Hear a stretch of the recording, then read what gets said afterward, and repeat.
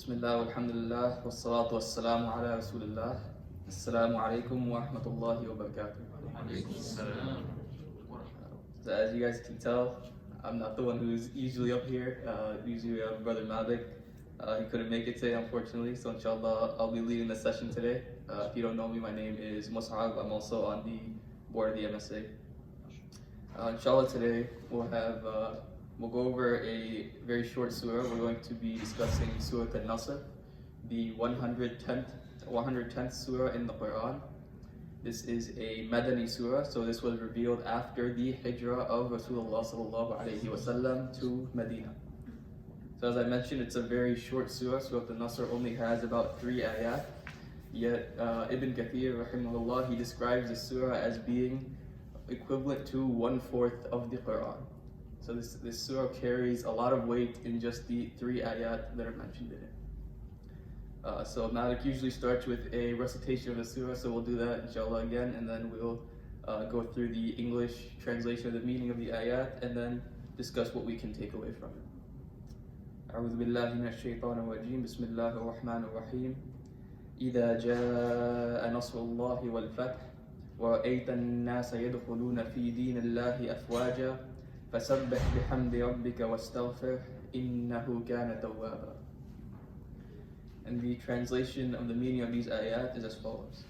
When the victory of Allah has come and the conquest, and you see the people entering into the religion of Allah in multitudes, then exalt Him with praise of your Lord and ask forgiveness of Him.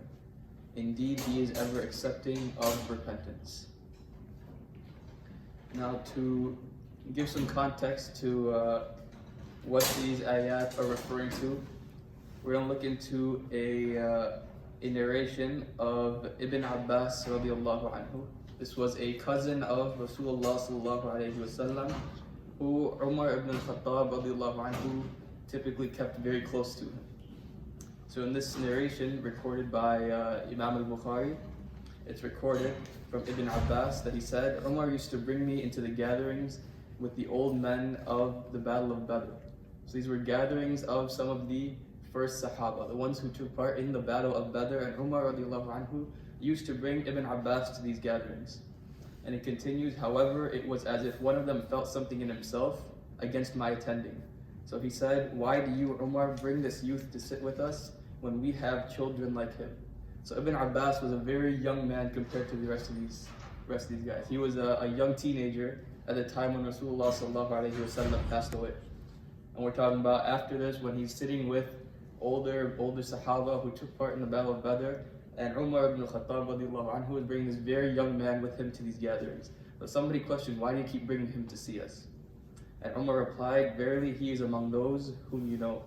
Then one day he called them and he invited me to sit with them. And this is reading what Ibn Abbas said. He said, I do not think that he invited me to be among them that day, except to show them. So he said to all of them in the gathering, what do you say about Allah's statement, إِذَا جَاءَ نَصْرُ اللَّهِ وَالْفَتْحِ? So he asked this gathering of Sahaba, what do you think of this ayah? And these Sahaba, some of them said, we were commanded to praise Allah and seek His forgiveness when He helps us and gives us victory. Some of them remained silent and did not say anything. Then Umar directed the question to Ibn Abbas radiallahu anhu. He said, is this what you say, O Ibn Abbas? And he said, no. And Umar asked him, what do you say? He said, it was the end of the life of Allah's Messenger that Allah was informing him of. Allah said, إِذَا جَاءَ نَصْرُ اللَّهِ وَالْفَتْحِ, when there comes the help of Allah and the conquest, which means that it is a sign of the end of his life. Rasulullah sallallahu alayhi wa sallam. So Umar ibn al-Khattab radiallahu anhu, he responded, he said, I do not know anything about it other than what you have said. So in this whole gathering of older Sahaba, the ones who participated in the Battle of Badr, Umar said that Ibn Abbas was the only one who had an understanding of this ayah that he agreed with. That this ayah, this surah, was signifying the end of the life of Rasulullah sallallahu alayhi wasallam was coming soon.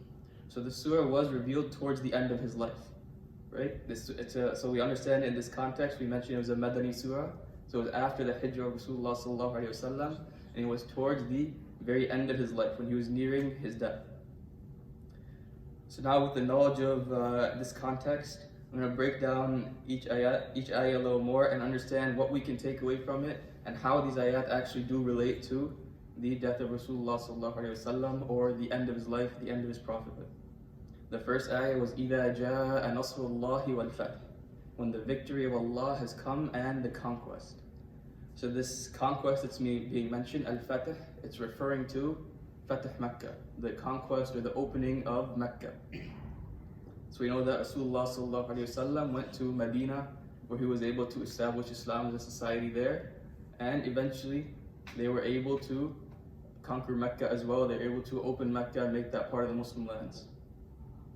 The next ayah mentioned, وَرَأَيْتَ النَّاسَ يَدْخُلُونَ فِي دِينِ اللَّهِ أَفْوَاجًا, and you see the people entering into the deen of Allah in multitudes. So these multitudes of people being referred to here in the second ayah, it is the various Arabs that were around the Arabian Peninsula. Many of them used to say that they would not accept Islam until Rasulullah sallallahu alaihi wasallam was able to be victorious over his own people. So until he had victory over Mecca, where he was from, there were many Arab tribes that refused to accept Islam until they witnessed that. And once that happened, they accepted, they said he must be a true prophet. And the whole of Arabia began to accept Islam after the conquest of Mecca. So this was a major turning point in the da'wah of Islam. The Islam spread very rapidly after Fatih Mecca. After this conquest, the entirety of the Arabian Peninsula, within about 2 years, almost everyone was Muslim. And when we think about these ayat now in the context of the life of Rasulullah sallallahu alaihi wasallam and how this related to his death being near, it helps us understand what his mission was as a prophet, what his mission was as a messenger. Right, we've mentioned these ayat, we've discussed the context of these ayat, but how specifically do they relate to him nearing the end of his life? The first ayah was إِذَا جَاءَ نَصْرُ اللَّهِ وَالْفَتْحِ, when the victory of Allah has come and the conquest. So with that, we understand that the mission of Islam culminated to this point.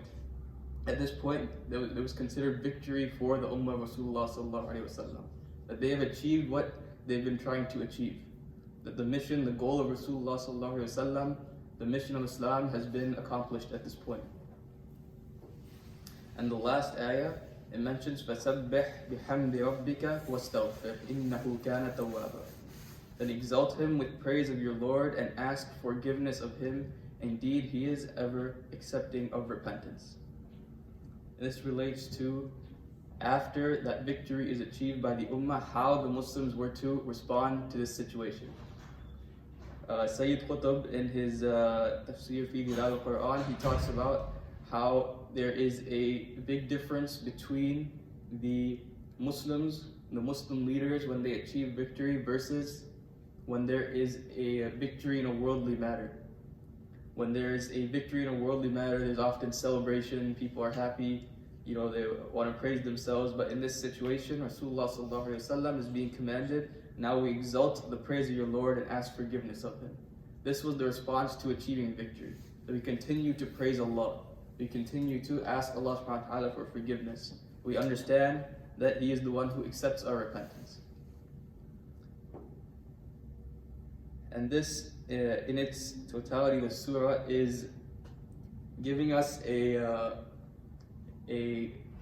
perception to understand how Islam at a larger scale is to be thought of in the world today. Right? When we think about these ayat, we don't just read them as stories, we don't just read them as this is what happened in the past. We recognize that the life of Rasulullah sallallahu alaihi wasallam is something for us to learn from. The Qur'an in itself, it commands us to obey Rasulullah sallallahu alaihi wasallam. We are told to take him as a role model. So when we see what he was doing in his life, when we see what he was doing near the end of his life, we consider that and take that as something we can implement within ourselves. So we see that the da'wah of Islam, so when I'm referring to da'wah of Islam, even the opening of Mecca, this is considered da'wah in itself. This was a form of da'wah for the Muslims. When they opened other lands for the Muslims, when they liberated other lands, this is da'wah in itself. This was inviting others to Islam. This was inviting others to the deen. This was spreading Islam, spreading the implementation of Islam. When Rasulullah sallallahu alaihi wasallam was in Medina, Islam was established there at a societal level. When Mecca was open, then that extended to there as well. Right? Rasulullah sallallahu alaihi wasallam was not a prophet doing individual da'wah one by one. This was collective as an ummah. He was leading the ummah. He was the leader of Medina. When they conquered Mecca, he was the leader of Mecca and Medina. He was the one who was ruling over these areas, and that was the example for Muslims to follow. That this is how a ruler should be as a Muslim.